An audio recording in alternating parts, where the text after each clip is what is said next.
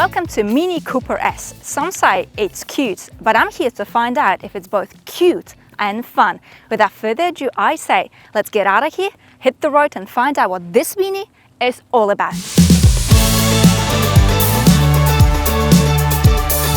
The time has come to measure the acceleration, so let's launch the Mini. I'm going to pop it into sport mode, the traction control into sport, gearbox into sport, foot on the brake, foot on the throttle, launch control active. Boys and girls, I'm about to tear this runway. Off we go. Well, the only thing tearing down, I think, are my front tires. That start was a little bit lousy, wasn't it? So the declared 0 to 100 is 6.7 seconds and I am 6.56. Not bad, but because I'm a go-getter, I was hoping for better results. Never mind, the world is falling apart yet again. The top speed is 235 kilometers an hour. I do like this launch control though. I do. Of course, Mini being quite mini, it is super easy to maneuver this car. We've got very responsive steering, it is quick, it is precise. And you know how they say that Mini's handling is a bit like go-kart handling? Nah, it is far better. You're sitting nice and flat around the corners and you can really bash this car around the corners because the handling here is simply phenomenal. Anyway, let's pop you into sport mode and let's floor this thing. Feisty little thing. This is feisty 2 liters. The throttle response is just brilliant. This combined with such good steering is what makes this car so much fun. But this playfulness and feistiness do come at a cost, and that is called the suspension. Because when you trot around town, you will feel the vast majority of bumps and imperfections on the road. I am riding on big wheels, 18-inch, but you want the big wheels in this car because it looks great, it's part of the package. But as you hop on the motorway, it does settle down quite significantly and you think, I got it, it's all nice and peachy. But as soon as you pick up a bit of speed, anything above 120 kilometers an hour, well, here comes the wind whistle, because it is actually quite atrocious and that comfort that you were hoping for goes right out of the window. So safe to say, it is not the most serene vehicle on the planet, but was it the intention? Absolutely not.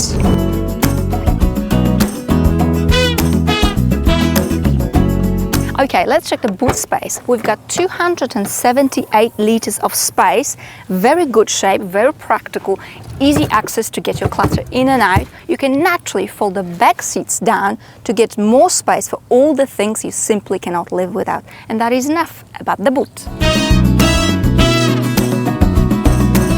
So we've got 4 doors. Let's check how it feels to be a passenger. The doors here, however, are quite tiny. And it does take a bit of skill to get in.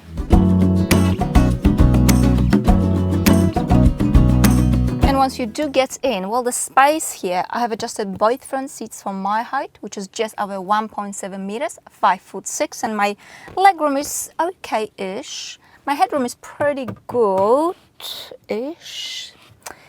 The middle seat, well, you can forget about the middle seat. The space here really can be used for children or as an emergency seat for adults.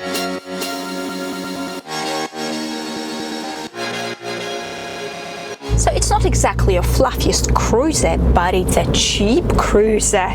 So the declared fuel economy is 6.3 liters. A bit of congested city and a long distance journey, and this is all I have used. When you start having a little bit more fun, drive frequently through a congested city, a bit of B roads, you're looking at about 8 to 9 liters, which is absolutely fine actually. Now onto visibility, the rear window is a bit okay-ish. The thick panel here creates a bit of a blind spot, but I suppose the good news is that thick panels, when you have an encounter with the moose, it might just save your life, you know. Onto pricing. So the starting price of this vehicle in the UK is just under £24,000. It's quite reasonable, but as soon as you start adding extras, oh, it's not reasonable at all. But you see with the Mini, it's either you love it or you hate it. And when you love it and you buy it, well, you know, love and money, that's not a subject we want to discuss, is it?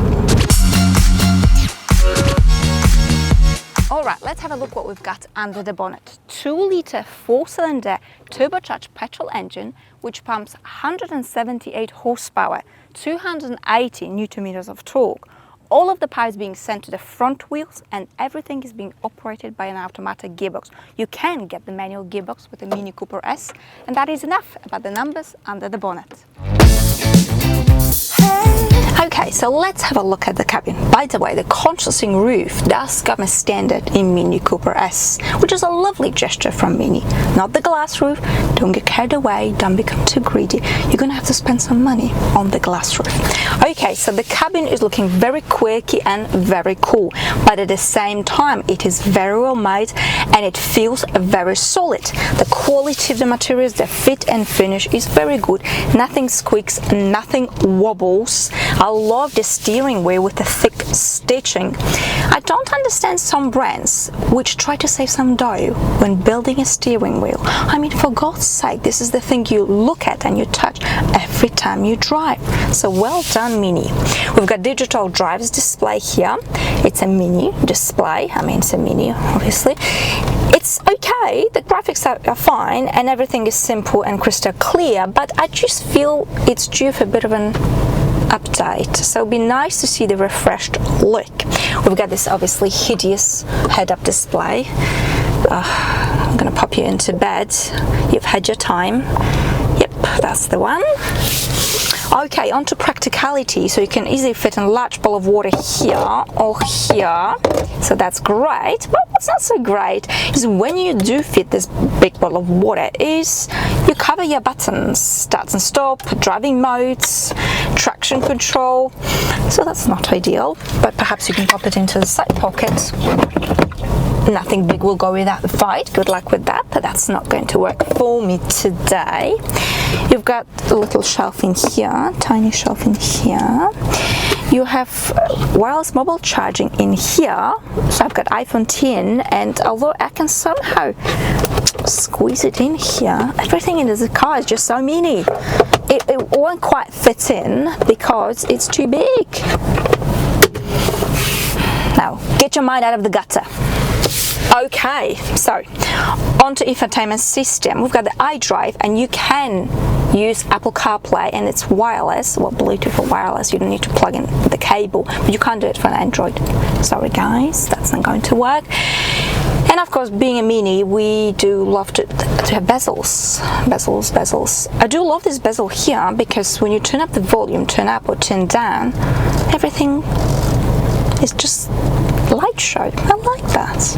Okay, so we've got this bezel here, another bezel here, another bezel in here, and a little tiny bezel with the menu, with the panel, with a sort of menu with the controls. Mini loves bezels, I tell you, I love it. So the system itself, you can use, it's a touch screen, you can use your fingers, this is a touch screen, and it's just lovely. It's a lovely system. iDrive obviously being one of the best on the market. Everything is crystal clear. It is also very intuitive. You can operate it with your fingers, and you can also operate it using the swivel down here. I do tend to use the swivel. That's because it's far less distracting than the touch screen. So when you're driving, you just play with the swivel and it's fine. Very practical. We've got the little shortcuts down here. Excellent. Okay, last thing are the seats. So they're actually quite lovely. I don't know if it's real leather or not. I mean, it's 26 degrees and so far my bottom is fine. It's not sweaty. I think it's real leather. Just one demand is that I do wish these seats were a little bit more body hugging, because let's be honest, in this car you're going to get up to no good. And you probably have seen me on the video flying a little bit around the corners, not with the car because the car is so planted, it feels so solid, but the seats a little bit less so. So that's just my one remark about the seats. But overall the cabin's got plenty of character, plenty of style.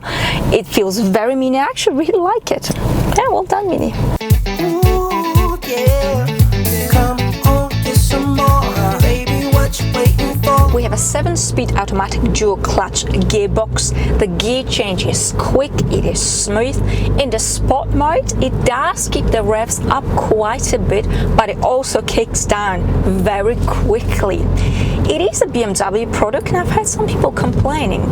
Really, that's just silly. I mean, they say women are whingers. It's a wonderful product. So practicality and comfort might not be these cars' strong selling points, but you don't buy this car because you want practicality and comfort, do you? Of course not. You buy this car because you love how stylish it is and how it drives. Sport mode, a bit like a maniac. And it delivers so many emotions. Do you know, I'm not exactly a Mini lover, and my ego might just be crashing down as we speak, but I really love this car. It's just there is something about it. It's got so much character. And that's it for today. Thank you so much for watching, and I shall see you all very, very soon. Bye. But we go straight, not reverse, into the wall. Into the wall.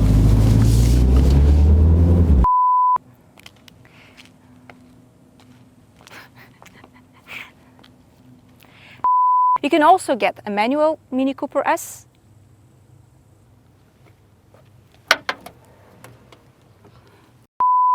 which pumps 180 under the bonnet. Oh, już to podłoga sobie prawie nie przycisnę.